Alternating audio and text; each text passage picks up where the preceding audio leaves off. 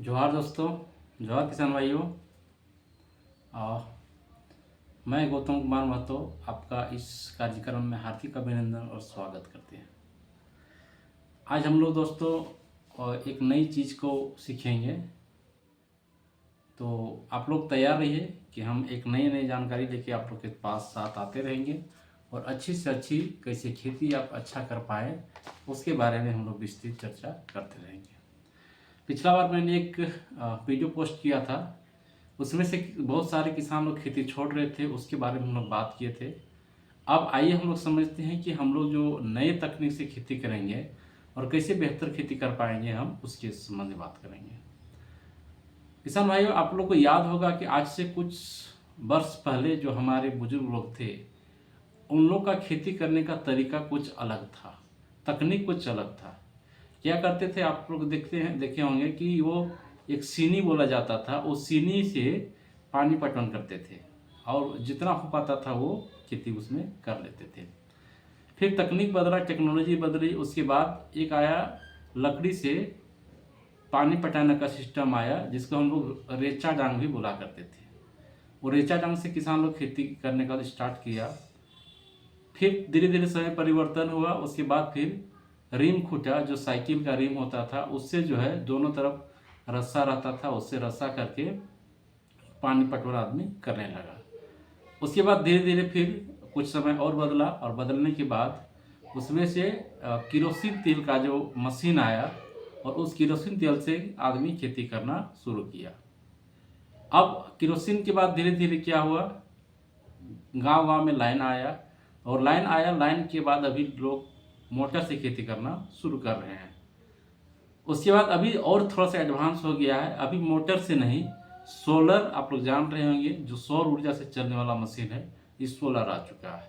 इसके साथ साथ अगर शानदार और अच्छा और भी खेती करना चाहते हैं, उसके जगह में आप ड्रिप और मल्चिंग का अगर प्रयोग करेंगे तो काफ़ी कम मेहनत, काफ़ी कम लेबर कॉस्ट और काफ़ी अच्छा आपका पैदावार ले सकते हैं।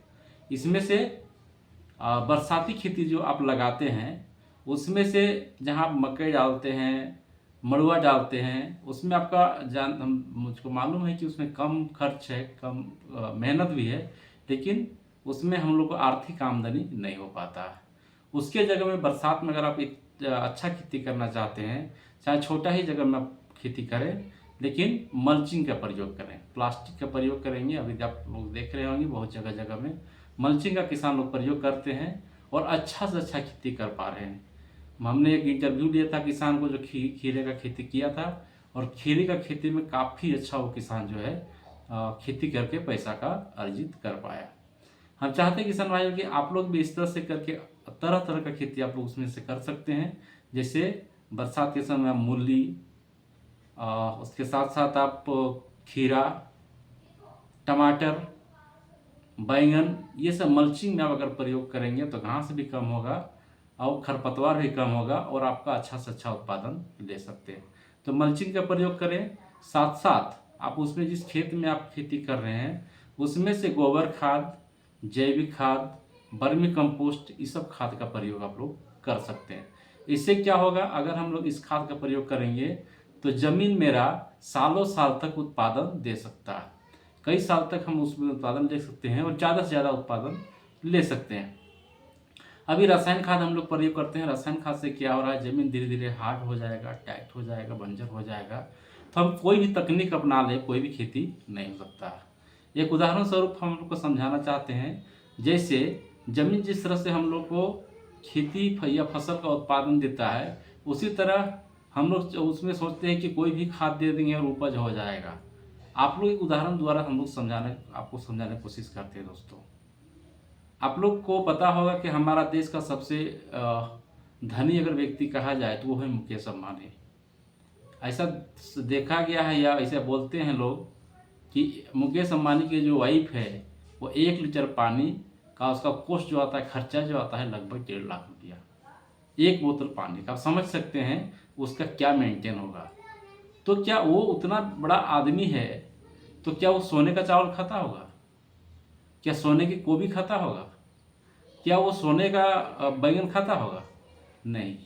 वो भी एक किसान के द्वारा तैयार किया हुआ ही फसल वो भी खाती है। चाहे एक कितना अमीर से अमीर आदमी हो या एक गरीब से गरीब आदमी हो, सभी को खाने के लिए जमीन से उगाया हुआ अनाज, फल और सब्जी का ही जरूरत पड़ता है।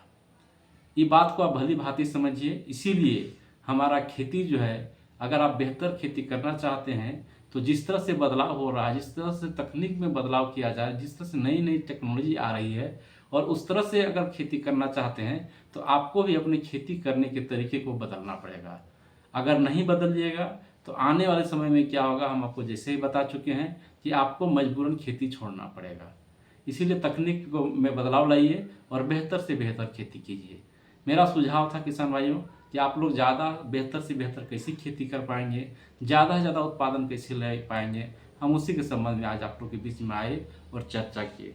किसान भाई, हम आप लोग को बताना चाहते हैं अभी आलू के लिए जो आप खाद वगैरह डालते हैं आलू में, आप हमको लगता है कि सबसे ज़्यादा किसान डीएपी, यूरिया और पोटाश का प्रयोग करते हैं।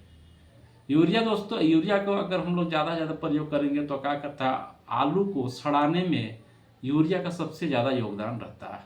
अगर आप आलू को घर में रख दिए, स्टोर कर रखते हैं घर में खाने के लिए, तो उस यूरिया डाला हुआ आलू आपको बहुत लंबे समय तक नहीं रह पाएगा। वो 2 से 3 महीना के अंदर सड़ गल के वो खत्म हो जाएगा। लेकिन अगर हम लोग जैविक खाद, जैसे हम अपना बात कर रहे थे, हम लोग का खाद जो आता है एक कृषक साथी करके, वो कृषक साथी खाद अगर आप डालते हैं खेतों में और आलू का उत्पादन लेते हैं, तो हम आपको बताते हैं कि 6 महीना से 8 महीना तक उस आलू का रख के खा सकते हैं। आपका आलू में सड़न गलन बिल्कुल नहीं होगा। लेकिन उसके लिए क्या करना होगा, उसके लिए आपको यूरिया का प्रयोग कम करना होगा। एकदम कम नहीं, बिल्कुल नहीं के बराबर। उसके जगह में आपका जो बहुत बढ़िया बढ़िया दवा आता है, उसमें से हमिक एसिड आता है, फॉलिक एसिड आता है, एमिनो एसिड आता है। ये सारी चीज़ों का आप अगर इस्तेमाल करेंगे तो इससे आपका पौधा भी अच्छा रहेगा, तना भी अच्छा रहेगा और अच्छे गुणवत्तापूर्ण आपका फसल आएगा और लंबी अवधि तक आप उसको खा सकते हैं। तो चलिए किसान भाइयों, आज के लिए इतना ही। और हम चाहते हैं कि आप लोग को जानकारी हम देते रहें। इन्हीं बातों के साथ इस वीडियो को आप ज़्यादा से ज़्यादा प्यार दीजिएगा और लोगों को इसको बताइएगा, और जितना हो सके आप लोग इसको ज़्यादा से ज़्यादा किसान को बताइए। धन्यवाद। जोहार।